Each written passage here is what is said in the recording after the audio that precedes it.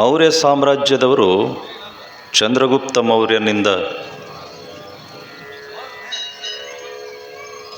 ಪ್ರಾರಂಭವಾಗುವಂಥ ಮೌರ್ಯ ಸಾಮ್ರಾಜ್ಯದ ಉತ್ತುಂಗದ ಸ್ಥಿತಿ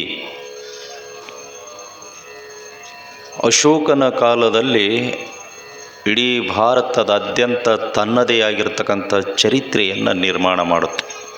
ಅಶೋಕ ಬರೆಸಿರ್ತಕ್ಕಂಥ ಪಾಲಿ ಭಾಷೆಯ ಶಾಸನಗಳು ಕರ್ನಾಟಕದಲ್ಲಿಯೂ ಕೂಡ ಇವೆ. ಸಾಮ್ರಾಟ್ ಅಶೋಕ ಉಜ್ಜಯಿನಿಯಲ್ಲಿ ರಾಜ್ಯಭಾರವನ್ನು ಮಾಡಿದ. ಕಳಿಂಗ ಯುದ್ಧ ನಂತರ ಬೌದ್ಧ ಧರ್ಮವನ್ನು ಸ್ವೀಕಾರ ಮಾಡಿದ. ಬೌದ್ಧ ಧರ್ಮಕ್ಕೆ ಅತ್ಯಧಿಕವಾದಂಥ ಪ್ರಚಾರ ಸಿಕ್ಕಿದ್ದೇ ಅಶೋಕನಿಂದ.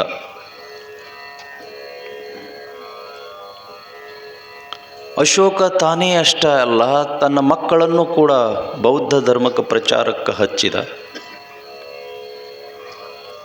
ತನ್ನ ಮಂತ್ರಿಗಳನ್ನು ಮತ್ತು ಅದಕ್ಕಾಗಿ ನಿಯುಕ್ತರಾಗಿರ್ತಕ್ಕಂಥ ಪ್ರಚಾರಕರನ್ನು, ಭಿಕ್ಷುಗಳನ್ನು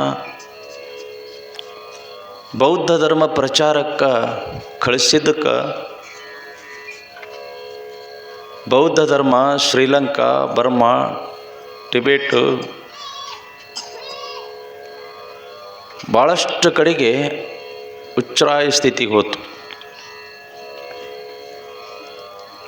ಅದಕ್ಕೆ ದೇಣಿಗೆಯನ್ನು ಯಥೇಚ್ಛವಾಗಿ ಕೊಟ್ಟ. ಅಶೋಕನ ಕಾಲದಲ್ಲಿ ಬೌದ್ಧ ಧರ್ಮವನ್ನು ಸ್ವೀಕಾರ ಮಾಡಿ ಶಸ್ತ್ರಾಸ್ತ್ರಗಳನ್ನು ಹಿಡಿಯಂಗಿಲ್ಲ ಅಂತ ತಿಳ್ಕೊಂಡಂದ್ರು ರಾಜ್ಯಭಾರವನ್ನು ಯಾವುದೇ ತೊಂದರೆ ಬರಲ್ದಂಗೆ ಮಾಡುವಂಥ ಚಾಣಕ್ಷತನವನ್ನು ಅಶೋಕ ಪಡೆದಿದ್ದ. ಅಷ್ಟೇ ಅಲ್ಲ, ಭಾರತದ ಅಖಂಡತ್ವದ ಮೇಲೆ ಸವಾರಿ ಮಾಡಿದ. ಕೊನೆಗೆ ಮಾಡಿರ್ತಕ್ಕಂಥದ್ದು ಕಳಿಂಗ ಯುದ್ಧ. ಅಲ್ಲಿ ಆಗಿರ್ತಕ್ಕಂಥ ಒಂದು ಘಟನೆ ಪಶ್ಚಾತ್ತಾಪವನ್ನು ಉಂಟು ಮಾಡ್ತು. ಆದರೆ ಕಳಿಂಗ ರಾಜ್ಯವನ್ನು ಗೆದ್ದು ಅದನ್ನು ಹೊಳ್ಳಿ ಕೊಡಲಿಲ್ಲ, ವಾಪಸ್ ಕೊಟ್ಟಿಲ್ಲವ.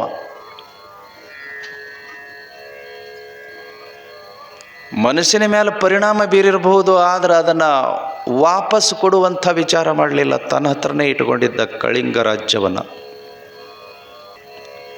ಆ ನಂತರದಲ್ಲಿ ಭಾರತದಾದ್ಯಂತ ತನ್ನದೇ ಆದಂಥ ಶಾಸನವನ್ನು ಮಾಡಿದ. ಆದ್ರೆ ಧರ್ಮಕ್ಕೆ ಬಹಳ ಒತ್ತು ಕೊಟ್ಟಿದ್ದ. ಭಿಕ್ಷುಗಳ ಮಠಗಳನ್ನು ಕಟ್ಟಿಸ್ತಕ್ಕಂಥದ್ದು, ಸ್ತೂಪಗಳನ್ನು ಕಟ್ಟಿಸ್ತಕ್ಕಂಥದ್ದು, ಬೌದ್ಧ ಸಭೆಗಳನ್ನು ಮಾಡ್ತಕ್ಕಂಥದ್ದು,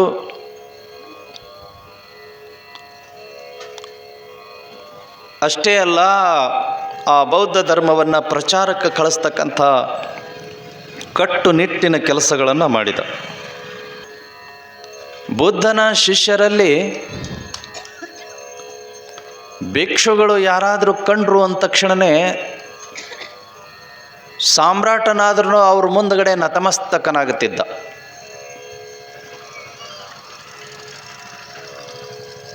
ಉಜ್ಜಯಿನಿಯಲ್ಲಿ ಒಂದು ದಿವಸ ಎಲ್ಲೋ ಹೋಗಬೇಕಾಗಿತ್ತು. ರಥ ಹತ್ತಿ ಮಂತ್ರಿ ಜೊತೆಗೆ ಹೋಗ್ತಾ ಇದ್ದ ರಾಜಬೀದಿ.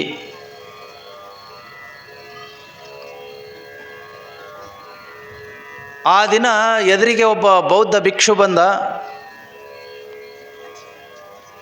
ಅವನು ತನ್ನ ಪಾಡಿಗೆ ತಾನು ಎಲ್ಲೋ ಹೊಂಟಿದ್ದ ಬೌದ್ಧ ಭಿಕ್ಷು. ಅವನು ಹಿಂಗೆ ಒಂದು ಕಪ್ಪನಿ ಹಾಕ್ಕೊಂಡಿದ್ದ. ಹೆಗಲ ಮ್ಯಾಲ ಒಂದು ಶಲ್ಯ ಇತ್ತು, ಕೈಯೊಳಗೊಂದು ಕಪ್ಪರ ಇತ್ತು, ಕೋಲಿತ್ತು, ಎಲ್ಲೋ ಹೊಂಟಿದ್ದ. ಬೌದ್ಧ ಭಿಕ್ಷುವನ್ನು ನೋಡಿದ ತಕ್ಷಣವೇ ದೂರಿಂದ ರಥವನ್ನು ನಿಲ್ಲಿಸಾಕ ಹೇಳ್ದ. ರಥ ನಿಲ್ಲಿಸಿ ಕೆಳಗಿಳಿದ. ತನ್ನ ರತ್ನ ಖಚಿತವಾದಂಥ ಕಿರೀಟವನ್ನು ಮಂತ್ರಿ ಕೈಯೊಳಗೆ ಕೊಟ್ಟು ಅವ ಬೌದ್ಧ ಭಿಕ್ಷು ಸನ್ಯಾಕ್ ಬಂದ ತಕ್ಷಣ ಕೆಳಗಿದು ನತಮಸ್ತಕನಾದ. ತಲೆ ಬಾಗಿಸಿ ಭೂಮಿ ಮೇಲೆ ತನ್ನೆರಡು ಮಂಡೆಗಳನ್ನು ಊರಿ ಕೈ ಮುಗಿದು ತಲೆ ಬಾಗಿಸಿ ಹಿಂಗೆ ಕೂತ್ಕೊಂಡ. ಆ ಬೌದ್ಧ ಭಿಕ್ಷು ಇಷ್ಟು ಮಾಡ್ದ, ಸುಮ್ಮನೆ ಹೋದ.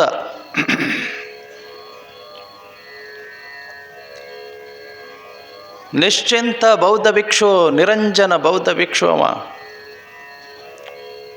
ಅಖಂಡ ಭಾರತದ ಸಾಮ್ರಾಟನಾಗಿರ್ತಕ್ಕಂಥ ಅಶೋಕನಿಗೆ ಅಶೋಕ ಮಹಾರಾಜನೇ ಬೀದಿ ಒಳಗೆ ಭೇಟಿಯಾಗಿ ನತಮಸ್ತಕನಾಗಿದ್ದಾನ. ಇಷ್ಟು ಮಾಡಿ ಸುಮ್ಮನೆ ಹೋಗೋ ಬದಲಿ ನನಗೊಂದು ಇರಕ್ಕೆ ಜಾಗಿಲ್ಲಪ್ಪ, ಏನಾರ ಒಂದು ಮಾಡಿಕೊಡು ಅಂತೇಳಿ ಅಂತಂದ್ರೆ ಮಾಡಿಕೊಡ್ತಿದ್ದ. ಏನೂ ಕೇಳಲಿಲ್ಲ, ನಿಜವಾದ ಜಂಗಮಾವ. ಆ ನಂತರದಲ್ಲಿ ಬಂದ ಮೇಲೆ ರಥದೊಳಗೆ ಬಂದು ತನ್ನ ರತ್ನ ಖಚಿತವಾದಂಥ ಕಿರೀಟವನ್ನು ಮಂತ್ರಿ ಕಡೆಯಿಂದ ಇಸ್ಕೊಂಡ ತಲೆ ಮೇಲೆ ಹಾಕ್ಕೊಂಡ ಹೊಂಟ. ಮಂತ್ರಿಗೆ ಸಿಟ್ಟು ಬಂತು.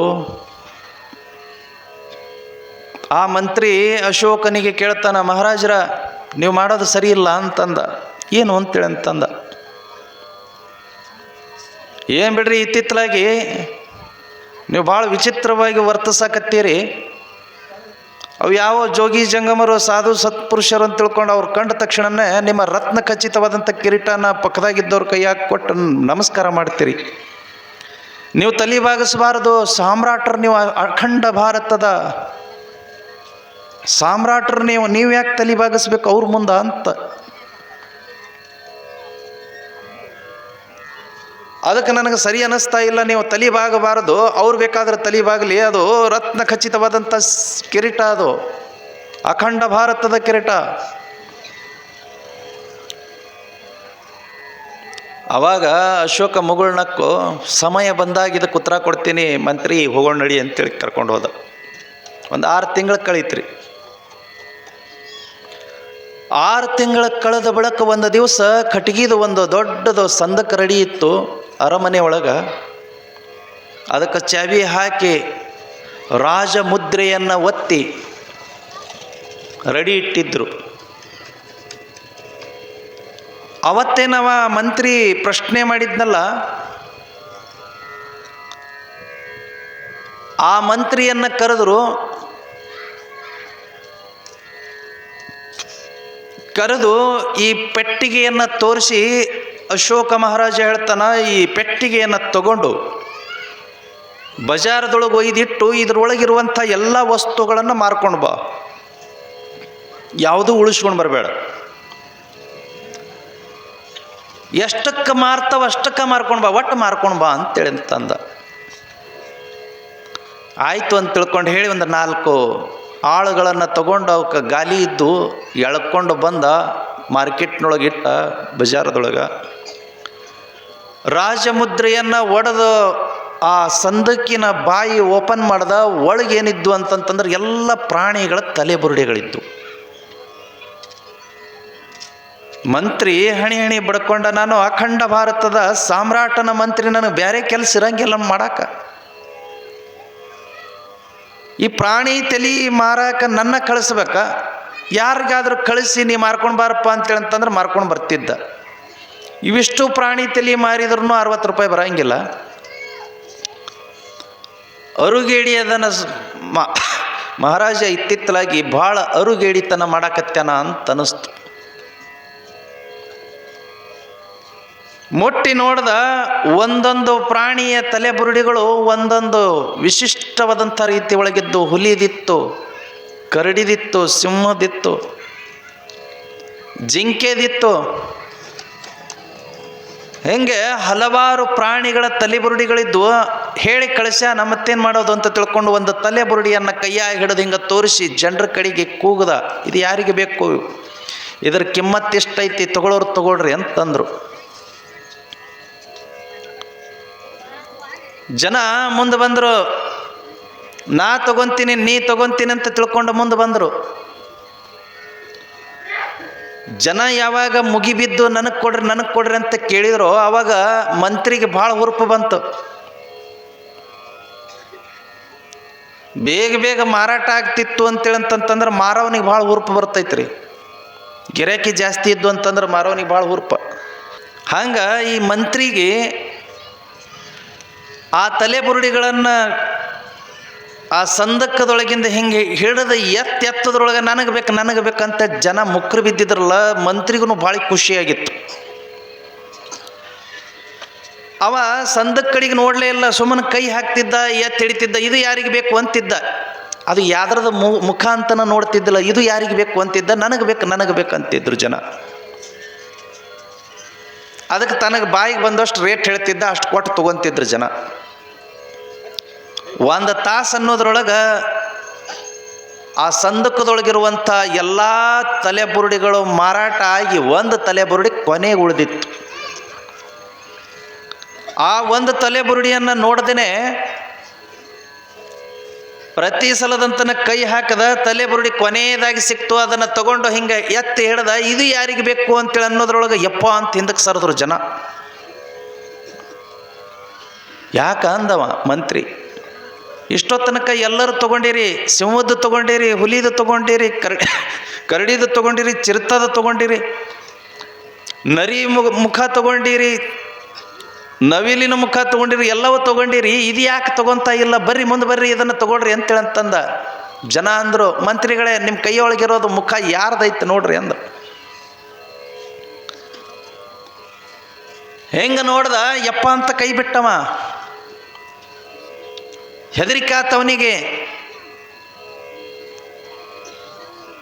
ತಗೊಂಡು ಹೋಗ್ರಿ ಇದನ್ನು, ಸಣ್ಣ ಸಣ್ಣ ಮಕ್ಕಳು ಅಡ್ಡಾಡ್ತಾವ, ಹೆಣ್ಮಕ್ಳು ಅಡ್ಡಾಡ್ತಾರ, ಯಾರಿಗಾರ ಬಡ್ಕೊಳಂಗೈತಿ, ಅದನ್ನು ತಗೊಂಡು ಹೋಗ್ರಿ ಅಂತ ತಿಳ್ಕೊಳಂತಂದ್ರು ಜನ ಅಡ್ಡಾಡೋರು. ಇಷ್ಟೊತ್ತನಕ ಅಂದಿದ್ದಿಲ್ಲ.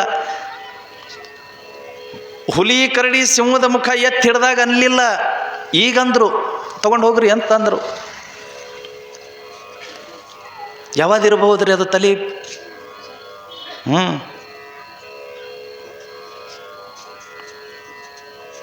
ಪ್ರಾಣಿಗಳ ಮುಖ ಅಂತಂತಂದ್ರೆ ಹೆದರಿಕೆ ಬರಲಿಲ್ಲ, ತನ್ನ ಮನುಷ್ಯನ ಮುಖ ಅಂದ ತಕ್ಷಣ ಹೆದರಿಕೆ ಬಂತು ನೋಡ್ರಿ. ಪ್ರಾಣಿಗಳ ಸತ್ರ ಸೂತಕ್ಕೆ ಬರಂಗಿಲ್ಲ. ನಮ್ಮ ಹಕ್ಕಿ ಒಳಗೆ ಆಕಳು ಸಾಯ್ತೈತಿ, ಎತ್ತು ಸಾಯ್ತೈತಿ, ಎಮ್ಮೆ ಸಾಯ್ತೈತಿ, ಸೂತಕ್ಕೆ ಬರಂಗಿಲ್ಲ. ಅದಕ್ಕೆ ಎಲ್ಲೂ ಪಂಚಾಂಗ ಕೇಳಿಸಿ ನೋಡಂಗಿಲ್ಲ, ಮತ್ತು ಯಾವುದೋ ಶಾಂತಿನೂ ಮಾಡಿಸಂಗಿಲ್ಲ. ಹಲ್ಲಿ ಸಾಯ್ತೈತಿ, ಹೆಗ್ಗಣ ಸಾಯ್ತೈತಿ, ಇಲಿ ಸಾಯ್ತೈತಿ, ಬೆಕ್ಕ ಸಾಯ್ತೈತಿ, ನಾಯಿ ಸಾಯ್ತೈತಿ, ಕುರಿ ಕೋಳಿ ಅಂತೂ ಅಡಿಗೆ ಮನೆಯೊಳಗೆ ಸಾಯ್ತಾವು. ಅದಕ್ಕೆಲ್ಲ ಹೆದರಿಕೆ ಬರಂಗಿಲ್ಲ. ಒಬ್ಬ ಮನುಷ್ಯ ಸತ್ತನಂತಂತಂದ್ರೆ ಎಷ್ಟು ಹೆದರಿಕೆ ನೋಡ್ರಿ. ಆಗಲೇ ಪಂಚಾಂಗ ಕೇಳಿಸಿ ಅದಕ್ಕೆ ಯಾವ ನಕ್ಷತ್ರದೊಳಗೆ ಸತ್ತೈತಿ, ಅದೇನು ದೆವ್ವ ಆಗೈತೆ, ನಮ್ಮ ಮನುಷ್ಯ ಆಗೈತೆ,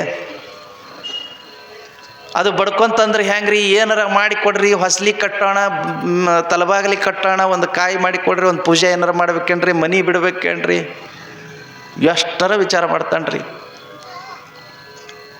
ನಿಮ್ಮ ಮನುಷ್ಯನ ಸತ್ತಿರ್ತಾನ, ಗಂಡನೋ ಹೆಂಡತಿನೋ ತಂದೆಯೋ ತಾಯಿಯೋ ಮಕ್ಕಳು ಯಾರೋ ಸತ್ತಿರ್ತಾರ. ಸತ್ತವರು ಇರೋ ತನಕ ಬೇಕಾಗಿರ್ತಾರ. ಸತ್ತ ತಕ್ಷಣ ನೋಡ್ರಿ ಯಾವುದು ಏನಾರ ಭೂತ ಆಗಂಗೈತಿ, ದೆವ್ವ ಆಗಂಗೈತಿ ಅಂತ ಲೆಕ್ಕ ಹಾಕ್ತಾರ. ಎಷ್ಟು ಮಸ್ತ್ ಐತಿ ನೋಡ್ರಿ ಇದು ಜೀವನ. ಅದಕ್ಕೆ ಆ ಮನುಷ್ಯನ ತಲೆ ಬುರುಡಿ ಅಂದ ತಕ್ಷಣ ಬೈದು ಬುದ್ಧಿ ಹೇಳಿ ಮಂತ್ರಿನ ಹೊಳ್ಳಿ ಕಳಿಸಿದ್ರು. ಅವ ಮಂತ್ರಿ ಆ ಸಂದಕ್ಕನ್ನು ಎಳ್ಕೊಂಡು ತೊಗೊಂಬಂದು ಅರಮನೆ ಒಳಗಿಟ್ಟ. ಮಹಾರಾಜರು ಬಂದರು, ಏನಪ್ಪ ಎಲ್ಲ ಮಾರ್ಕೊಂಡು ಬಂದೇನಂತೇಳಿ ಅಶೋಕ ಕೇಳ್ದ. ಮಂತ್ರಿ ಹೇಳ್ದ, ಓಸು ಮಾರಿದ್ರಿ, ಒಂದು ಮಾರಲಿಲ್ಲ ಅಂದ. ಅದು ಒಂದು ಮಾರ್ಕೊಂಡು ಬರಬೇಕಿಲ್ಲ ಅಂತಂದರು. ಅದು ಹೆಂಗೆ ಮಾರದ್ರಿ, ಹಿಡ್ಕೊಳಕ್ಕೆ ಮುಟ್ಟಕ್ಕೆ ನನಗೆ ಹೆದರಿಕೆ ಬರಾಗತ್ತೈತೆ. ಅದು ಮನುಷ್ಯನ ತಲೆ ಬುರುಡಿ. ಅದು ಜನನು ಭಯಕತ್ಯಾರ, ಏನು ಇಷ್ಟೊತ್ತನ ಎಂಥ ಚಂದಿದ್ದಿ, ಹುಲಿ ಕರಡಿ ಸಿಂಹದ್ದು ಎಲ್ಲ ತೊಗೊಂಬಂದಿದ್ದಿ, ಎಲ್ಲ ಖರೀದಿ ಮಾಡಿದ್ರು, ನಿನಗೇನು ತಲೆ ಕೆಟ್ಟೈತನ, ಮನುಷ್ಯಂದು ಇಟ್ಕೊಂಡು ಬಂದಿಯಲ್ಲ ಅಂತೇಳಿ ಭಯಕತ್ಯಾರ. ಅದನ್ನು ಯಾರು ತೊಗೋಬೇಕ್ರಿ, ತೊಗೊಳಂಗಿಲ್ಲ ಅಂತಂದರು. ಅಶೋಕ ಹೇಳ್ದ, ಆ ತಲೆ ಬುರುಡಿನೂ ಮಾರ್ಕೊಂಡು ಬರಬೇಕು ನೀನು, ಇನ್ನೊಂದು ಸಲ ತೊಗೊಂಡು ಹೋಗು. ಯಾರು ರೊಕ್ಕ ಕೊಟ್ಟು ತೊಗೊಳಂಗಿಲ್ಲ ಅಂದ್ರೆ ಪುಗಸಟೇರೆ ಕೊಟ್ಟು ಬಾ, ಒಟ್ಟು ಅದು ಮಾರ್ಕೊಂಡು ಬಾ. ಮಾರ್ಕೊಂಡು ಬರಲಿಲ್ಲ ಅಂತಂದ್ರೆ ನಿನಗೆ ಮರಣ ದಂಡನೆ ಕೊಡ್ತೀನಿ ಅಂತ ಹೇಳ್ದ. ರಗಡ ಆತ್ರಿ ಅವನಿಗೆ. ಯಾರಿಗಾರ ಕಳಿಸ್ರಿ, ನಾನಾ ಯಾಕೆ ಬೇಕು, ನಾ ಮಂತ್ರಿ, ಇಂಥವಕ್ಕೆಲ್ಲ ಕೆಲಸಕ್ಕೆ ನಾನು ಹೋಗಬಾರ್ದು, ಮತ್ತೆ ಯಾರಿಗಾರ ಕಳಿಸ್ರಿ ಅಂತಂದ. ಇಲ್ಲ ನೀನ ಹೋಗೋದು ಅಂತಂದ್ರು. ಬೇರೆ ಯಾರೂ ಬರಂಗಿಲ್ಲ, ನೀನ ಹೋಗೋದು, ನೀನ ಅದನ್ನು ಮಾರ್ಕೊಂಡು ಬರೋದು, ಬೇರೆಯವ್ರಲ್ಲಿಂದ ಸಾಧ್ಯ ಇಲ್ಲ ಅಂತ ತಿಳ್ಕೊಂಡು ಹೇಳ್ದ. ಇದು ಒಳ್ಳೆ ಕರ್ಮ ಆಯ್ತು ಅಂತ ತಿಳ್ಕೊಂಡು ಮತ್ತೆ ಆ ಕಟ್ಗಿಗೆ ಸಂದಕ್ಕನ ಎಳ್ಕೊಂಡು ತೊಗೊಂಬಂದು ಬಜಾರ್ದೊಳಗಿಟ್ಟ. ಎಳ್ಕೊಂಡು ತೊಗೊಂಬಂದಿರ್ತಕ್ಕಂಥ ಸೇವಕರಿದ್ರಲ್ಲ ಅವ್ರಿಗೆ ಹೇಳ್ದ, ಅದನ್ನು ಎತ್ತಿಡಿಯ, ನೀನು ಯಾರಿಗಾರ ಕೊಟ್ಬಿಡು ಅಂತೇಳಂತಂದ. ನನಗೆ ಹೆಂಡ್ರ ಮಕ್ಳು ಅದಾರಪ್ಪ ಮರೆ, ನಾವಲ್ಲಿ ಮುಟ್ಟಕ್ಕ ಅಂತಂದ ಅವರು. ಕೊನೆಗೆ ಇವನ ಹೆದರ್ಕೋ ಅಂತ ಹಂಗೆ ಎತ್ತಿ ಹಿಡ್ದ. ಯಾರಿಗೆ ಬೇಕು ಅಂತ ತಿಳ್ಕೊಂಡ ತಕ್ಷಣ ಜನ ಅಂದರು, ಮಂತ್ರಿಗಳ ಈಗ ಹೇಳಿ ಕಳಿಸಿವಿ, ತೊಗೊಂಡು ಹೋಗ್ರಿ, ಎಲ್ಲರೂ ಸುಟ್ಟು ಬರ್ರಿ ಅಂತೇಳಿ. ನೀವೇನು ಮತ್ತೆ ತೊಗೊಂಡು ಬಂದು ಯಾರಿಗೆ ಬೇಕಂತ ಕೇಳ್ತಿರಲ್ಲ, ಇನ್ನು ನೀವು ಸರಳಾಗಿ ತೊಗೊಂಡು ಹೋಗಲಿಲ್ಲ ಅಂತಂದ್ರೆ ಕಲ್ಲಿನಿಂದ ಹೊಡೆದು ಓಡಿಸ್ತೀವಿ ಅಂತಂದರು. ಅಲ್ಲೋ ಪುಗ್ಸಟ್ಟಿರ ತಗೋರಿ, ನೀವು ರೊಕ್ಕ ಕೊಡೋದು ಬೇಡ, ಸುಮ್ಮನೆ ತೊಗೊಂಡ್ರೆ ಹೋರಿ, ನೀವು ಎಲ್ಲರೂ ಬಿಸಾಕ್ರಿ, ಎಲ್ಲರೂ ನಾವು ಮುಟ್ಟಕ್ಕೆ ತಯಾರಿಲ್ಲ, ಸುಮ್ಮನೆ ತೊಗೊಂಡು ಹೋಗ್ಬೇಕು. ಜನ ಮುಟ್ಟಕ್ಕೆ ತಯಾರಿಲ್ಲ. ಭಾಳತ್ ನಿಂದಿರಬೇಡ್ರಿ, ಸಣ್ಣ ಮಕ್ಕಳು ಹೆಣ್ಮಕ್ಳು ಅಡ್ಡಾಡ್ತಾರೆ, ಯಾರಿಗಾರ ಬಡ್ಕೊಳಂಗೈತಿ, ತೊಗೊಂಡು ನಡ್ರಿ, ಮೊದಲು ತೊಗೊಂಡು ನಡ್ರಿ ಅಂದರು. ಎಲ್ಲೈತ್ರಿ ಕಿಮ್ಮತ್ತ ಮನುಷ್ಯನಿಗೆ? ಏನು ಕಿಮ್ಮತ್ತೈತೆ ಹೇಳ್ರಿ? ಇಷ್ಟೆಲ್ಲ ಹಾರ್ಯಾಡ್ತೀವಿ, ಇಷ್ಟೆಲ್ಲ ಸೊಕ್ಕ ಮಾಡ್ತೀವಿ, ಇಷ್ಟೆಲ್ಲ ನಂದು ಅಂತ ತಿಳ್ಕೊಂಡು ಮೆರಿತೀವಿ, ಉರಿತೀವಿ. ತಣ್ಣಗಾದ ಬಳಿಕ ದೋನೋ ಹಾತ್ ಖಾಲಿ ಥೇ, ಎರಡೂ ಕೈಗಳು ಖಾಲಿನ. ಏನು ಬಂಗಾರದ ಉಂಗುರಗಳು ಹಾಕ್ಕೊಂಡ್ರೇನು, ಖಡ್ಗ ಹಾಕ್ಕೊಂಡ್ರೇನು, ಬಂಗಾರದ ಸರಗಳ ಹಾಕ್ಕೊಂಡ್ರೇನು, ಎಲ್ಲವನ್ನ ತೆಕ್ಕೊಂಡು ಯಾರ್ಯಾರು ತಿಂತಾರೋ ಯಾರ್ಯಾರು ಬಿಡ್ತಾರೋ ಗೊತ್ತಿಲ್ಲ, ಎಲ್ಲ ತೆಕ್ಕೊಂಡು ಪೂರ್ಣ ಖಾಲಿ ಮಾಡಿನೇ ಕಳಿಸ್ತಾರ. ಅದಕ್ಕೆ ಹೊಳ್ಳಿ ತೊಗೊಂಡು ಬಂದು ನೀವು ಯಾವ ಶಿಕ್ಷಾರ ಕೊಡ್ರಿ, ಅನುಭವಿಸಕ್ಕೆ ತಯಾರದೀನಿ, ಅದನ್ನು ಜನ ತೊಗೊಳವಲ್ರು, ರೊಕ್ಕಕ್ಕೂ ತೊಗೊಳವಲ್ರು, ಪುಗ್ಸಟ್ಟಿನೂ ತೊಗೊಳವಲ್ರು ಅಂತ ತಿಳ್ಕೊಂಡು ಉದಾಸೀನನಾಗಿ ಮಂತ್ರಿ ಕೂತ್ಕೊಂಡಾಗ ಅಶೋಕ ಹೇಳ್ದ, ಈ ತಲೆ ಮನುಷ್ಯನ ತಲೆ ಎಲ್ಲಾದರೂ ಶೋಭಿತ ಆಗ್ತದ, ಸಲ್ತದ ಅಂತೇಳಂತಂದ್ರೆ ಅದು ನೀನು ಅವತ್ತು ಕೇಳಿದ್ದೆಲ್ಲ, ಸನ್ಯಾಸಿ ಪಾದಕ್ಕೆ ನೀ ಯಾಕೆ ನಮಸ್ಕಾರ ಮಾಡ್ತೀನಿ, ಮಹಾರಾಜ ಆದಿ ಅಂತ ತಿಳ್ಕೊಂಡು. ಮಹಾರಾಜ ನೀನು ತಲೆ ಬಾಗಿಸಬಾರ್ದು ಅಂತ ತಿಳ್ಕೊಂಡು ಹೇಳಿದ್ದೆಲ್ಲ, ಈ ತಲೆ ಎಲ್ಲಾದರೂ ಅರ್ಪಿತ ಆಗ್ತದ, ಒಪ್ಪತದ ಅಂತೇಳಂತಂದ್ರೆ ಅದು ಗುರುವಿನ ಪಾದಕ್ಕೆ ಒಪ್ಪಿತ ಆಗ್ತದೆ ವಿನಃ ಮತ್ತೆಲ್ಲೂ ಸಲ್ಲಂಗಿಲ್ಲ ಅಂತ ತಿಳ್ಕೊಂಡು ಹೇಳ್ದ.